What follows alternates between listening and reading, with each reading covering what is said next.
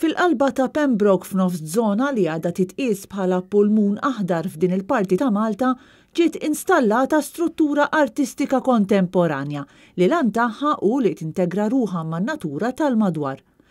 L-istruttura ġiet ispirata mill-famuż arloġġ ta' Pembroke, karatteristika famuża ta' din il-lokalità, kif spjegalna l-artist innifsu Stephen Saliba. L-ispirazzjoni huwa l-arloġġ li warajna li nsibu Pembroke, huwa landmark li ifakkarna f'dan il-lokalità partikolari ta' żmien l-Ingliżi.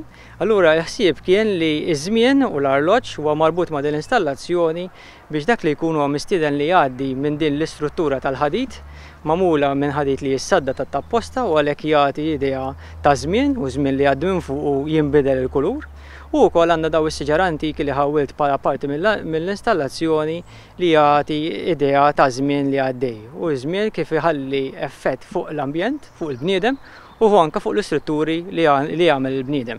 U għalhekk għandna rabta bejn l-istorja tal-post, tal-lokalità u l-preżent. Fl-istess ħin qiegħed post biex jitgawda ġo dan il-post rikreattiv biex in-nies hawnhekk jistgħu jgawduh mhux biss iħarsu lejh imma jesperjenzaw ukoll.